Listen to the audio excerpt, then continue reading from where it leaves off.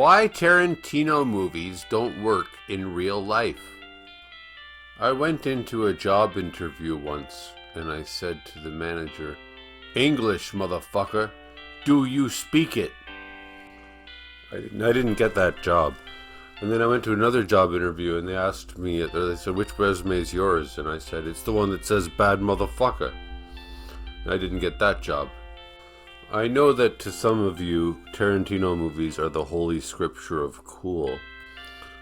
But in real life, not only does cool not work, in fact, even further, cool is not cool.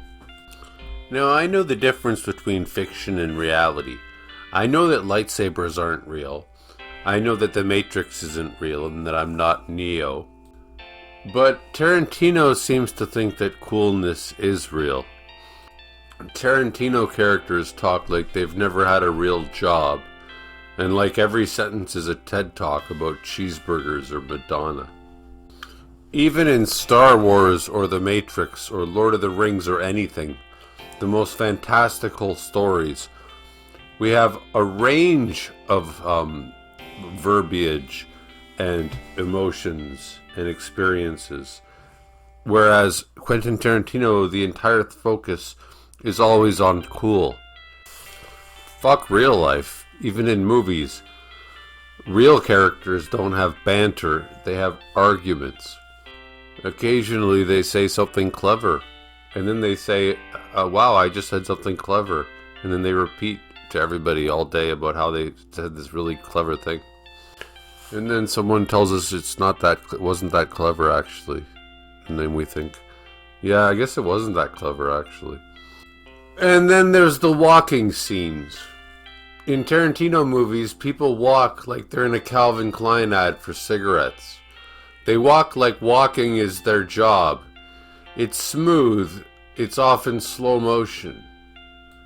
It's synchronized, whereas in real life, if you see four friends walking together, it's usually a drunken conga line of indecision, with someone always looking for their vape, one guy crossing the street without looking, and someone else yelling, "Where did we park?"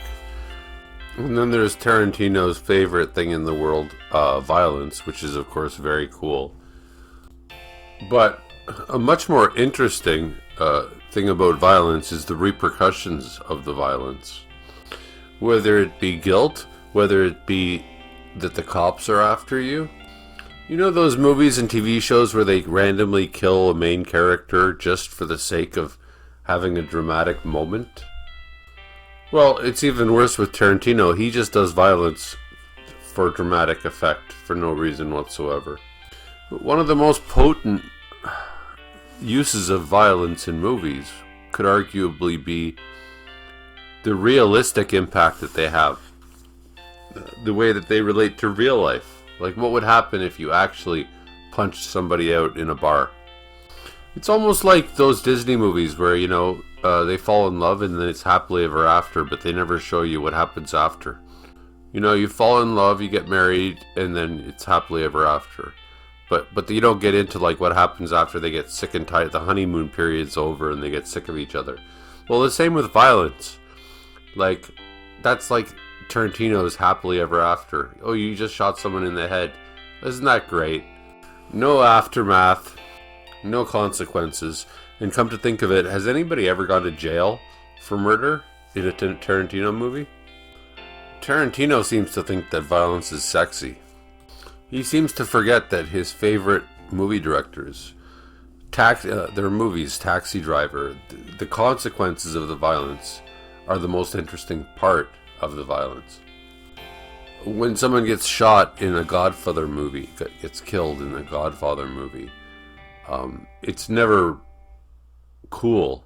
It's usually pretty ugly. I once saw a guy punch his hand through a chicken wire window, and his hand was permanently damaged for life after that. Consequences. Let's talk about Tarantino's other favorite subject, revenge. I've gotten revenge in I've done the most brutal revenge that I've ever heard of. I've accomplished it before. And it's not just enjoyable. It's also like, well, that really felt ugly. But in Tarantino land, everybody's lucky enough to be a psychopath, so revenge is just a wonderful time. In real life, there's passive aggressiveness and there's therapy. Even on The Sopranos, okay, that's not real life, but Tony Soprano goes to a psychiatrist. A possible exception where there were consequences to the violence may have been in Pulp Fiction, when Vincent Vega shoots the guy in the head in the car, and the whole episode is about how they have to clean up the mess and leave no traces. But even then, there's no real, like, fear. It's more just like, it's like I spilled, you know, a bowl of spaghetti on the floor, and now we only have 20 minutes to clean it up before, you know, my guests arrive. And that scene actually reminds me of the scene in Goodfellas where Joe Pesci, after him and Ray Liotta and Robert De Niro killed that guy and he's in the trunk, they have to go to Joe Pesci's mother's house and they have to sit and like talk with her. But I guess two key differences is that in the Goodfellas scene it only lasts for like a minute or two, whereas it's an entire episode for Quentin Tarantino, just how casual they are about having to clean up this dead body and clean up the car. And also, it's more realistic in the Goodfellas movie because they actually are like having to talk to the mother, and it's more human. Much more interesting than somebody being a bad motherfucker is the reality that these bad motherfuckers are usually mildly disappointing acquaintances. Then they're also usually losers. Tarantino movies remind me more of Looney Tunes than like mafia movies or cool movies or films or whatever you want to call them. It's basically Bugs Bunny and the Roadrunner. The cool thing about your first kiss with a girl isn't that it was so cool and there was like your favorite song playing and it was raining and it was beautiful and you gave her a rose. It's the awkwardness that made it memorable. It's those nuances. Tarantino movies are like a beer commercial or a cigarette commercial, which they used to have cigarette commercials. They never mention the hangover after the beer pool party in the beer commercials. They don't mention how miserable and then you become an alcoholic and your life gets screwed up, and maybe you get in the car and you're drunk driving and you go to jail and you run over a kid. So Tarantino is basically showing you all the glamour of the violence without any of the realistic consequences of them. And as he once said, because it's fun, Gail. Violence is fun. Violence is so much fun. Maybe he's right. I mean, a lot of things are fun that have like terrible consequences.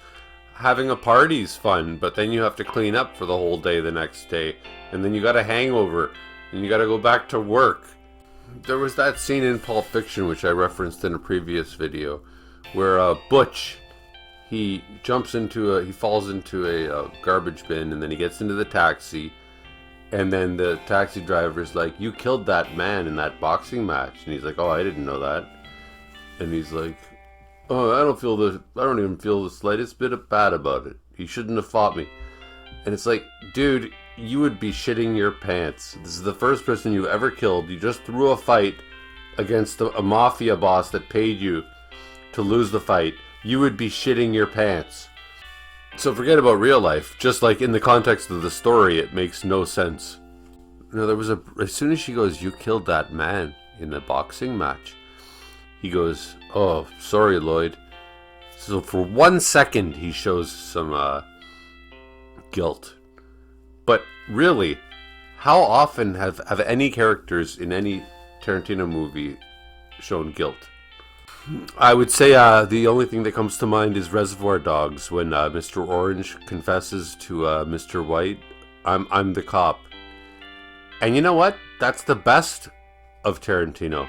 that was him at his best, was when that brief moment where he showed some guilt.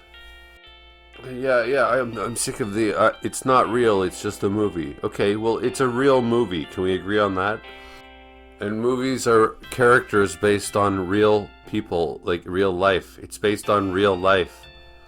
There are consequences to Hansel and Gretel going into the gingerbread house. They end up in an oven. Another issue I have is with how every character in every Tarantino movie walks around like they're the smartest person in the room. Which reminds me of Aaron Sorkin's movies writing. He did A Few Good Men. Everybody's got a quippy line. It even reminds me of Shakespeare. Like, even the stupid characters are saying the most profound things all the time. You compare that to Jesse on Breaking Bad. He's obviously a dumb kid. So he doesn't say profound things. He doesn't use big words. He says stupid things, but they're cleverly written.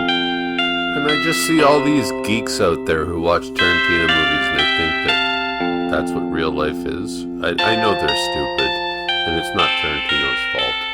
But the truth is, if you go into a bar with a super hot chick, you have a lot of trouble.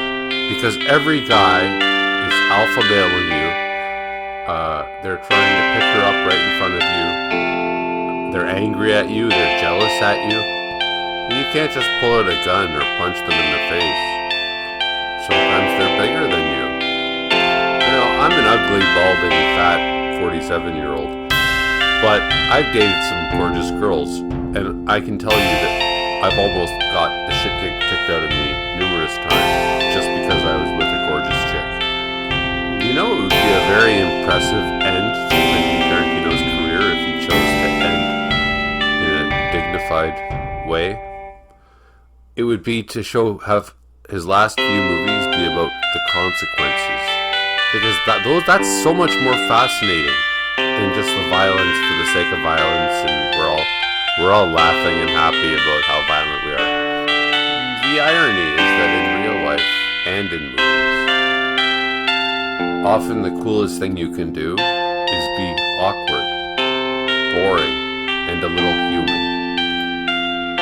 Yes, you should be a little bit human, and you are a little human. Now, like and subscribe and comment, and what else? I don't know. Ring the bell thing, because it does give me fuel, gives me energy to